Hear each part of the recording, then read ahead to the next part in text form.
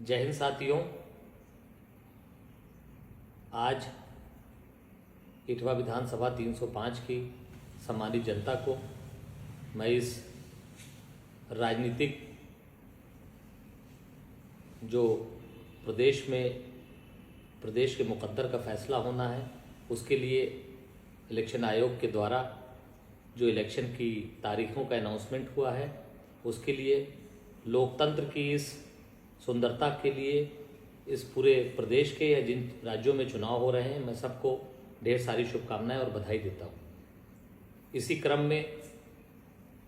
मैं इटवा विधानसभा की सम्मानित जनता से कुछ अपील करना चाहता हूं। जैसा कि आप सब लोग जानते हैं 2017 में मैं आप लोगों के बीच में बहुजन समाज पार्टी से चुनाव लड़ा और किन हालात में किन परिस्थितियों में कौन कौन लोग हमारे सामने या हमारे साथ मैदान में थे, उसके बाद भी वहाँ की सम्मानित जनता ने मुझे मुख्य विपक्ष की भूमिका में दूसरे नंबर पे ला के 50,000 वोट देने का काम किया था। निरंतर पिछले चुनाव को हारने के बाद ही जैसा कि बड़े बड़े लोग दावे करते थे, बड़ी बड़ी अफवाहें 2016 और 17 में किए थे कि चुनाव के बाद अरशद खुर्शीद का पता नहीं चलेगा, मगर उनकी इन बातों का मैंने जवाब देते हुए निरंतर पिछले 5 साल में आप लोगों के बीच में आपके सुख और दुख में हमेशा हाजिर रहने का काम किया। साथियों, ये एक बहुत बड़ी षड्यंत्र था।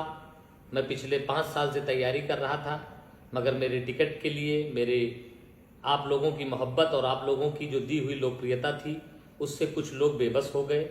और हमारे चुनावी टिकट में कुछ लोगों ने षड्यंत्र रचा और मैं बहुजन समाज पार्टी से टिकट पाने में असफल रहा। मगर मैं आप सब लोगों से ये बताना चाहता हूँ, वैसे तो मैं जब आऊँगा तो जनता से संवाद करूँगा, लोगों से रूबरू हो के अपनी पूरी बात रखूँगा। अभी मैंने जो ये वीडियो बना के आप लोगों के बीच में पेश कर रहा हूँ, इस 1 महीने के अंदर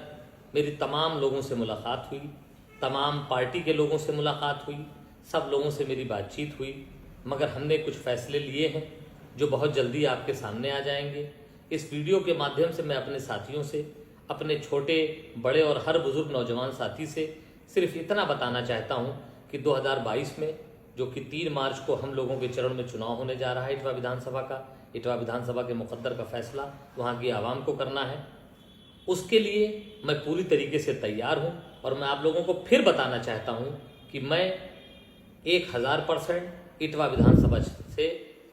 चुनाव लड़ूंगा। विधानसभा का कुछ लोग दुष्प्रचार कर रहे हैं कि अरशद चुनाव नहीं लड़ेंगे, कुछ लोग कह रहे हैं कि वो मेरी मदद करेंगे, कुछ लोग कह रहे हैं कि मेरी मदद करेंगे, मगर मैं उन सब बातों को विराम देते हुए आप लोगों से सिर्फ इतना कहना चाहता हूं कि आप सब लोग तैयार रहिए। अगर मैं चुनाव हारने के बाद 5 साल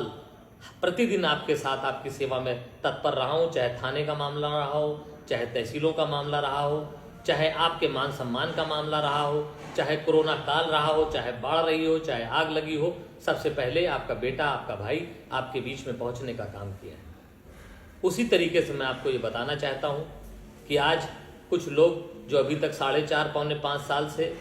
वाइब्रेशन मोड में थे, जो रज़ाई और कंबल के अंदर थे, वो लोग आज ये अफवाह उड़ाने की बात कर रहे हैं कि अरशद चुनाव नहीं लड़ेंगे। मैं उनको इस वीडियो के माध्यम से जवाब देना चाहता हूं कि लोकतंत्र में कोई किसी को चुनाव लड़ने से रोक नहीं सकता है।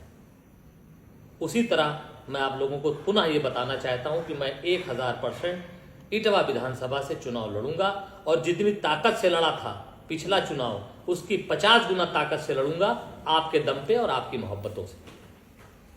इन्हीं बातों के साथ अपनी बात को ख़त्म करते हुए इस शेर से अपनी बात को ख़त्म करता हूँ कि तूफ़ान कर रहा था मेरे अज़्म का तवाफ़,